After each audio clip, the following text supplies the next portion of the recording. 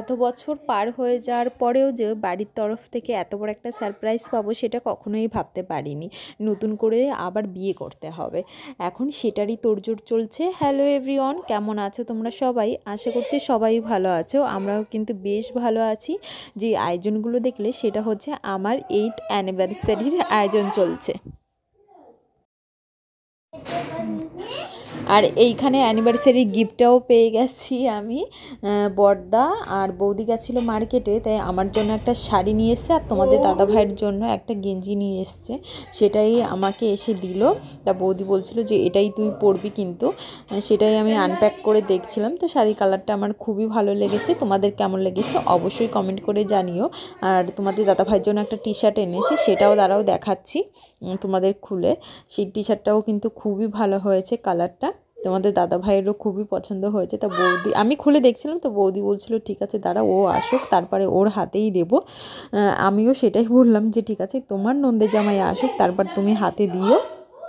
যে তোমার দাদা ভাই এসছে, তোমাদের দাদা ভাইও খুব খুশি হয়ে গেছে। এইদিকে সবাই তাড়াহুড়ো করছিল, আমাকে বলছিল রেডি হয়ে যাওয়ার জন্য, কারণ একটু না সাজলে হয় না। সবাই বলছে যে একটু শাড়ি টাড়ি পরো তাহলেই ভালো লাগবে। যেহেতু এখন সোশ্যাল মিডিয়ার যুগ হয়ে গেছে, আর একটু ফটো টটো না তুললে এই ছোট ছোট মেমোরিগুলো মানে রাখা যায় না, এই হচ্ছে কথা। এখানে আমি একটু হালকা পাতলাই মেকআপ করে নিচ্ছিলাম, আর আমার দিদির মেয়ে ভিডিও করে দিচ্ছিল, কারণ নিজে মেকআপ করা আর ভিডিও করা একটু ইম্পসিবলই হয়ে যায়। আর তারপরে স্ট্যান্ডটা তো অবশ্যই এখানে নিয়ে এসেছি, কিন্তু সেটা কোনো কাজেই লাগাতে পারছি না, বাড়ি এত লোকজন রয়েছে যে কোথায় সেটাকে মানে সেট করব সেটাই অসুবিধা হয়ে যাচ্ছে। তা চলো, আর আমার চুলটা তো ক্রিম্পিং করেছিলাম শ্যাম্পু করার পর, সেটা আবার আসল রূপে চলে এসেছে। আর আমার চুলটা এরকম পপ করে রাখলেই ভালো লাগে, আমার মনে হলো যে আর কোনো কিছুই করব না। আর যদি ফুল আনা থাকতো তাহলে ভাবছিলাম যে একটু খোপা করব পেছনে, কিন্তু ফুলটা ছিল না। আর জানো তো একটা বড় টিপ মানে প্রথমে লাগিয়েছিলাম, তা দেখলাম যে না সেটা ভালো লাগছে না, ছোটোটাই লাগালাম। কারণ কি এটা লাগাতে লাগাতে আমার সব মানে অভ্যস্ত আমি এই ছোটোটা। তা সবাই বলছিল যে কিছু গয়নাগাটি পরার জন্য তাহলে ভালো লাগবে। তা সব কিছু তো আর ছিল না, কারণ পুজোর সময় বার করা হয়েছিল, আবার সমস্ত কিছুই রেখে দেওয়া হয়েছিল। তাই এই ছোট্ট ইয়াররিংটা আর বালা দুটোই ছিল বাইরে, তা সেইগুলোই পরে নিলাম। আমি বললাম যে ঠিক আছে আর কিছুই পরবো না, ব্যাস সিম্পল এটাই ঠিক আছে, সেরকম কোনো লোকজনের আয়োজন নেই, সেরকম এইটাই ভালো লাগবে। তা ফাইনাল লুকটা কেমন লাগছে অবশ্যই তোমরা জানিও। আর ছোদ্দাদের ঘরে মানে ওরা সবাই মানে ওই কেক টেক কাটার আয়োজনটা করেছে, তা সেইখানেই আমরা যাচ্ছি। এখানে একটু লাইট তোমাদের কম মনে হতে পারে, যেহেতু ছোটদারা এখানে নতুন ঘরটা বানিয়েছে, প্লাস্টার করা হয়নি, সেই কারণে এখানে লাইটটা একটু কম মনে হচ্ছে। তো আমি আর তোমাদের দাদাভাই এইখানে যখন ঢুকছিলাম সবাই দেখো ফুল টুল দিচ্ছে, আর এইখানে মাইক আনা হয়েছিল, তো গান টান বাজছিল, তার জন্য আর গান টান দিলাম না, কপিরাইট চলে আসবে বলে। ওরা সুন্দর করে সাজিয়ে নিয়েছে, এখানে সিঁদুর রেখেছে, মালা রেখেছে, এত লজ্জা লাগছিল সবার সামনে কি বলবো।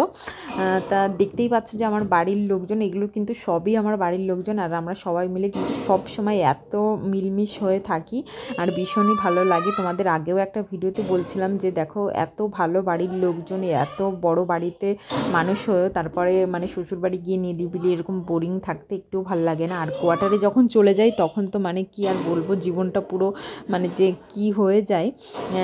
তাও আশেপাশের লোকগুলো একটু ভালো আছে বলে তাও ভালো লাগে। চলো এখানে দুজনে মিলে আমরা মোমবাতিটা নিভিয়ে দিলাম ফু দিয়ে, এখন কেক কাটিং হবে। আর অ্যানিভার্সারি গিফটটা কিন্তু তোমাদের দাদাভাই আমাকে দেয়নি এখনও, তোমাদের দাদাভাইকে বলেছি অবশ্যই আমার অ্যানিভার্সারি গিফটটা দিতে, আর সেটা যখন আমি পাবো অবশ্যই তোমাদের সঙ্গে শেয়ার করব। আসলে কথা গিফটটা রেডিই হয়নি, গিফটটা আমি বানাতে দিয়ে এসেছি দোকানে।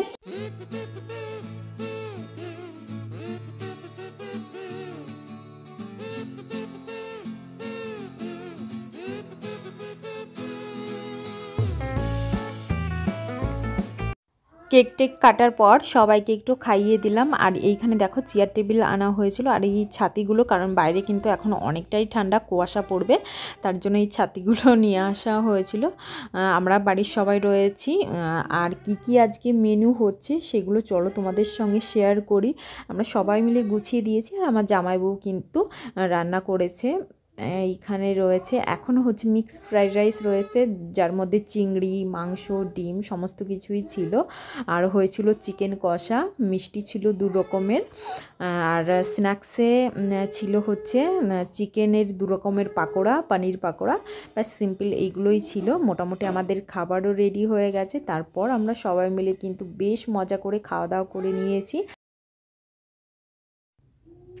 রান্না বান্না খাওয়া দাওয়া এটা কিন্তু আমাদের বাড়ি প্রতিদিন লেগেই রয়েছে। এর থেকে মানে যেটা ইম্পর্টেন্ট সেটা কি জানো তো, এই যে সবাই মিলে এক জায়গায় খাচ্ছি, এতটা আনন্দ করছি, ছোট ছোট জিনিসগুলো মানে এত মজা হয় আমাদের বাড়িতে, কি বলবো। দেখো ওইখান থেকে এসেছি বাড়িতে, কিন্তু এই বাপের বাড়ি রয়েছি 1 সপ্তাহেরও বেশি হতে গেল।